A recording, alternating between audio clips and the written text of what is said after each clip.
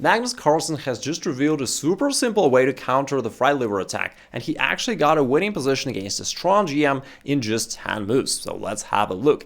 The fried liver comes out of the most common opening sequence at the beginning of the game, where white goes knight to g5 and teams up against your pawn on f7. And although you've got Traxler, you've got this knight takes c4 surprise and counter gambit or the main line, the drawback is that they all are heavily theoretical. For instance, in the main line after bishop b5, usually black goes pawn to c6 to cover their king, and after that there is a ton of theory. White has a bunch of options to play here, and you gotta know something, which is something that I dislike. However, Carlsen at this position covered their king by going bishop to d7. Now, you may be wondering, like, what's so special about the move bishop to d7? That's the most trivial move to play. And I kind of agree, but for some reason in this position, c6 is just way more popular. By far, it's been considered the main move for centuries, really. And everybody's been playing c6 at this position. And after Carlsen played bishop d7, and I analyzed this variation further, I quite liked it. It actually turned out that Stockfish likes both of these moves approximately equally, while bishop d7 is just way easier. So let's have a look at this game. Pranesh, an Indian prodigy, is playing white with the blitz rating over 3000. Carlsen's playing black. White played queen e2 in order to defend the bishop, which is being attacked, and also to threaten this pawn on e5.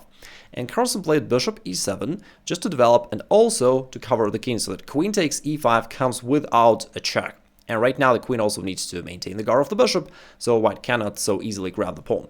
Instead, white traded on d7, and now we can quite see the reason and the plan of black here in this opening. Like, first off, we traded off this active bishop, and therefore white has no attack at all. Secondly, this knight on g5 no longer attacks this pawn really. I mean, it's super well defended, and therefore it's misplaced. We can easily kick it off with h6, in the future maybe with e4 if the knight goes back to f3, and this knight is more of a problem for white. Now, this pawn on d5 is attacked twice, and you're probably going to get it back easily. You're ready to castle queenside in the future, making your position really active. And again, you don't need to know any theory here really, right? That's just it. You play bishop d7, and then you play h6, you take back this pawn and castle queenside. Like, it's all super simple, and that's what I like.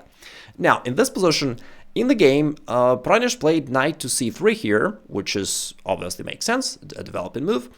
Now, a much more ambitious option would be to just grab this undefended pawn on e5, and we'll have a look at these both options, and after that you'll be ready to know how to play this position as black.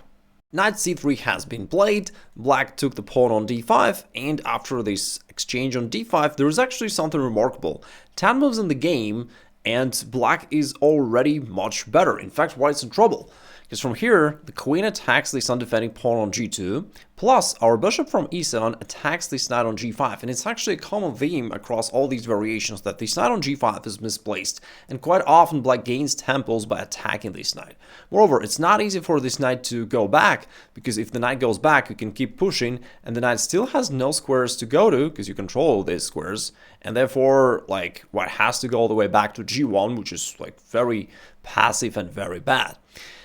In the game, white found a way not to lose the game immediately and just to escape into a worse endgame, but once again, it's quite remarkable that within just a couple moves, black obtained a much better position, almost winning position against a Grandmaster rated over 3000 by playing very simple to understand moves. So again, super simple, and that's cool. Now, white found the move queen to f3, which is his get out of the jail free card, because thanks to this counterattack, he's forcing the trade, and after the trade, although black is still better in an endgame thanks to his better development, then it's not all over. Anyway, the black's position is much better. Black is putting pressure, attacking this knight. The bishop is ready to come here, and also to put more pressure, the knight can jump here. White is mostly underdeveloped, and it's not easy for him to finish his development. Anyway, Carlsen later on won this game. It's been a long game, and I wouldn't show it all to you if you wish. You can find a link in the description below the video. So anyway, that's the simple plan that you can use to crush the attempt of playing the fried liver against you. That covers a simple move knight to c3 that happened in the game. But how about a more ambitious move queen takes e5, which is actually the most played move, and it looks like the best move for white to play, because why not? White just grabbing a pawn and everything seems to be cool.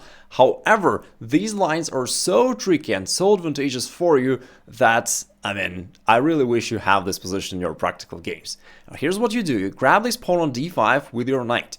And that actually creates a threat of pawn to f6 with a double attack to the queen and the knight. Therefore, white has to do something. But in most cases, they're pretty happy about this because they grab this pawn on g7, attack your rook, attack this pawn on f7, and it feels to them like they almost won the game already. But little do they know. Now, what you do here is you simply castle queenside. So you finish your development, and now just look at this. White's position is mostly undeveloped, and they keep running around with two pieces which are rather a liability by now because you are going to attack them. This knight is already under the fire of your bishop, plus you're ready to play rook g8 and to skewer this queen and knight. Therefore, it's not easy actually for white to get out of this. However, they're still under the false impression that their position is great. They grab this pawn on f7 with their knight because that forks your both rooks, and white still feels like they're doing a good job, like grabbing lots of pawns of yours. But you counter that with bishop to f6, and that's the beginning of the end for white. Now this is an attack of the queen has to go. But after the queen goes to any square, this knight is no longer defended and you can grab it. But it's even stronger to first toss in this in-between move rook e8 check, because it forces the king to go, and therefore white will lose the right to castle. So after the king goes, you can then pick up this knight on f7, and now you are up a piece. Plus, I mean, if you compare the development of both sides, it's quite clear that it's going to be easily crushing for black. Now, I'll show you an example variation that may occur after that. You don't have to remember it, of course. I mean, your position is winning, but just to show you how the game could possibly continue. If white goes d3, trying to, prepare some sort of development, the strongest move for black is a pretty cool move, knight to c4, where you bring in this last passive piece into the attack, and he does attack something, particularly this pawn on b2. But of course the question is, hey, this square is actually controlled. What if white simply grabs the knight? Well, the counter is pretty fancy. Knight c3 checkmate, because that's a check by the knight as well as discover check from the rook, and that is a checkmate. And here comes a little tactical challenge for you. Instead of grabbing the knight by the pawn, which is indeed dangerous and losing, white can play a similarly smarter move, queen to g4 with a double attack to the king and the knight. And after the king moves, white can then grab the knight by the queen. Is it that black just blundered it? If you can find the winning variation for black from here, please write it down in the comments below.